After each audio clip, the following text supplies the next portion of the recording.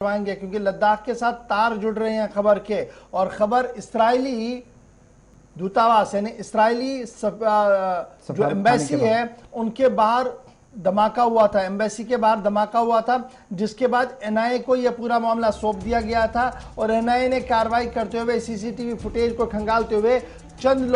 नौजवानों की गिरफ्तारी की गई थी, जिस गिरफ्तारी के बारे में यह कहा जा रहा है कि वो सारे के सारे लोग लद्दाख सूबे से वाबस्ता थे और उनका नार्को एनालिसिस टेस्ट करवाया गया है। और नार्को एनालिसिस टेस्ट के बाद फिजियो टेस्ट उनका एक और करवाया गया और फिजियोलॉजिकल टेस्ट के दौरान जो एम्स के अंदर करवाया गया है उसमें इब्तिदाई खबरों के मुताबिक जुज़वी तौर पर कुछ बातें सामने आई हैं, जिसके हिसाब से दो नौजवान जो थे जिनकी गिरफ्तारी हुई है वो कहीं ना कहीं बराह रास्त या बिलवास्ता इस धमाके के साथ मुलविस पाए गए हैं। फिलहाल बड़ी खबर जो आ रही है दिल्ली पुलिस से और दिल्ली पुलिस की स्पेशल सेल के लिए बड़ा मुश्किल वक्त आ गया है। एक तरफ से दिल्ली पुलिस ने यह कहा कि 4 नौजवानों की गिरफ्तारी की जो इजरायली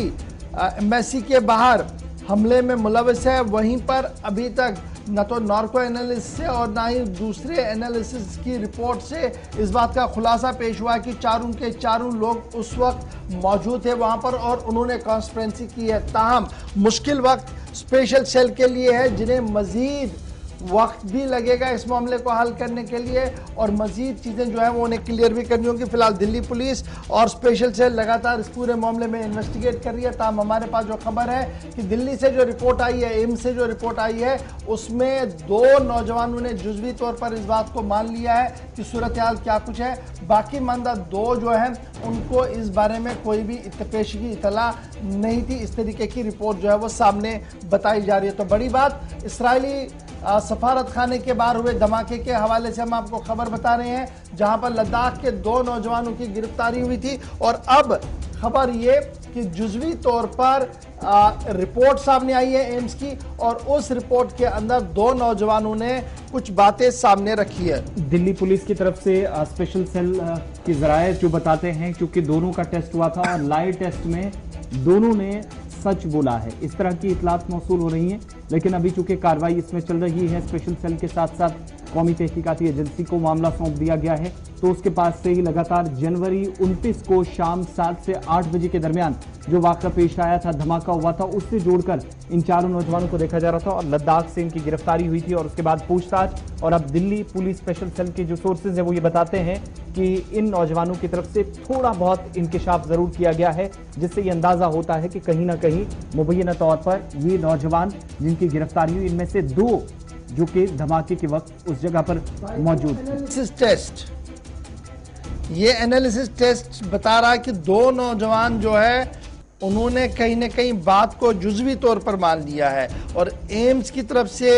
इन 4 नौजवानों को जो इजरायली धमाके के अंदर मुलविस पाए गए हैं, जिन्हें गिरफ्तारियां हुई हैं और उनका टेस्टिंग का सिलसिला लगातार जारी है। और as per the report 2 accused जो हैं उसमें उन्होंने पार्शियल ट्रुथ की बात कही है, यानी पार्शली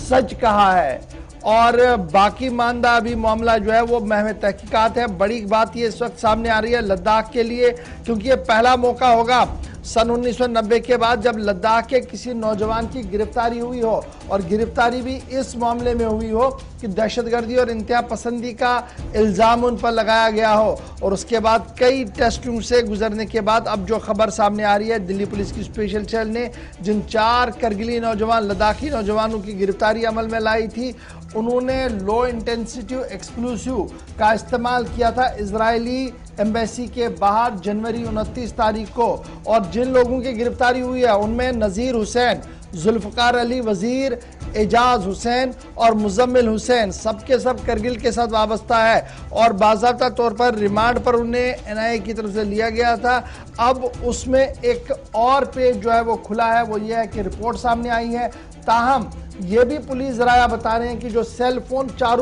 लड़कों के थे वो स्विच ऑफ थे उस वक्त जब धमाका हुआ था, यानी धमाके के वक्त 4 नौजवानों के मोबाइल स्विच ऑफ थे। ताहम उनकी गिरफ्तार, उसके बाद वो दिल्ली से निकल गए थे। ताहम उनकी गिरफ्तारी कब हुई थी? जब वो लद्दाख पहुंचे और उसके बाद उनकी गिरफ्तारी हुई थी। तो कुल मिलाकर सूरत हाल ये कि रिपोर्ट आई है जुजवी तौर सच बोलने की बात भी कही जा रही है। ताहम सबकी नजरें इस केस के हवाले से अदालत पर मरकूज